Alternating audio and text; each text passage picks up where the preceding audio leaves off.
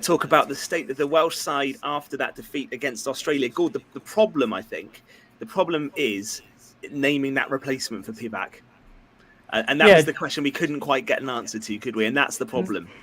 Yeah, definitely. It's going to be interesting days ahead for Pivac, as we spoke about earlier.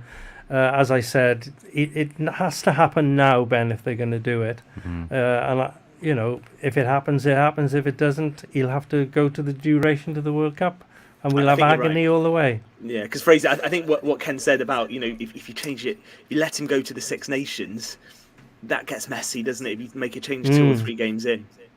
Yeah, I always thought they wouldn't want to do it before the end of this cycle, and that was obviously the World Cup cycle, but they may be left with no choice now. The sign today is they are holding a review. Wayne Pivac was due to be travelling out to France this week to check out World Cup venues. That trip's been cancelled, which is probably a major indication. But there's the problem now of a big payoff from a cash-strapped organisation. Exactly. So you've got to take that into account as well. Yeah. Positive news, because we had a really good time on Friday night. I understand the Sport Pembrokeshire Awards were brilliant. We have a special show following us tonight on Pure West Radio. Gordon, you were all there, weren't you? The 3 of you. What was it like at Folly Farm on Friday?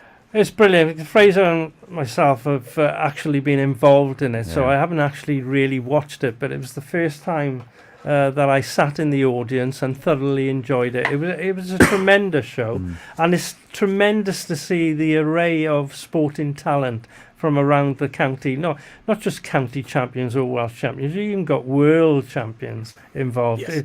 The standard is so high, and it's a fantastic way to celebrate sport in Pembrokeshire. It's a great evening. What was your highlight, Fraser? Do you know what?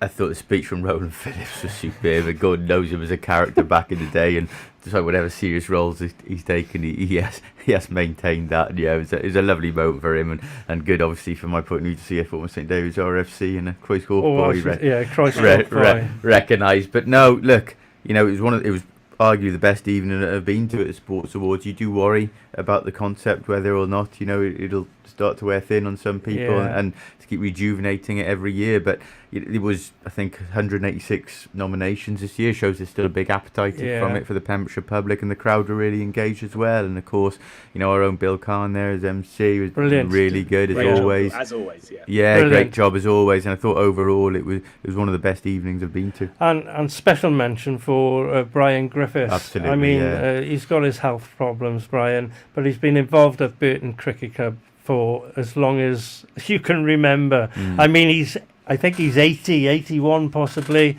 and he's played up until he was 78. He'd fill in to help out.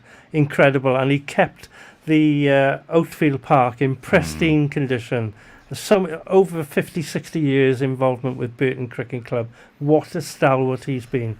Well, listen, a special show coming up at 9. Tom, I think you had the job that I did for a few years, doing the interviews outside, and it's so cold in that.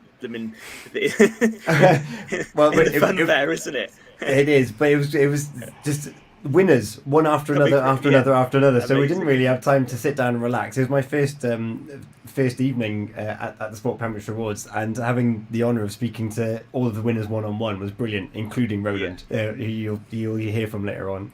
That's coming up. It's coming up from 9 o'clock, a special show looking back on the Sport Pembrokeshire Awards. But Folly Farm's a great venue as well, so well done to everybody involved with that. You'll hear it in just a few moments. Fraser, you were at the Broadhaven 10K yesterday. A good effort on a very hilly course, but the pictures look amazing. It was well attended. Yeah, very difficult course actually, one which left me sore afterwards. It's one I most struggled with a 10k for a while. I don't mind admitting that, but a really good event. You're right there again. I think the first time he's been back in full capacity since COVID. We seem to be saying that a lot about events recently. A very big crowd there. Our very own Tom there was watching us go up the hill from the bottom of it. Nice for him. But no, a really good community feel about it. I think the organisers again, Dave Astons, we know, did a tremendous job. Didn't read the tide tables quite so well. We didn't get the start on the beach we were promised, but we did finish on it. And overall, a really very well run event, and a good mixture, I thought, Tom, as well. You had a lot of people fancy dress. You had some people there to raise money, and you had some serious runners as well. Unfortunately, a few too many serious runners in my case, but excellent effort battling those hills. Good luck to all the Pembrokeshire sides in West Wales Cup action coming up next weekend. We'll look back on all of those games coming up on Saturday, but the likes of Clarbeston Road, Goodwick, Hakin, Milford Guildford United, Moncton Swifts, Penner Robins, all in action this coming weekend. So we'll review that on the show. Chaps, good luck tomorrow night as well. If you beat us 4-0, you will deserve to go through. I hope that doesn't happen, of course. But all the best. It'll be a really good occasion tomorrow. Wales v England in Group B. That's a 7 o'clock start. We will be back next week between 7 and 9 right here on Pure West. But right now, it's time to look back on the 2022 Sport Pembrokeshire Awards. Here's Toby. A massive thank you there to the Pure West sports team.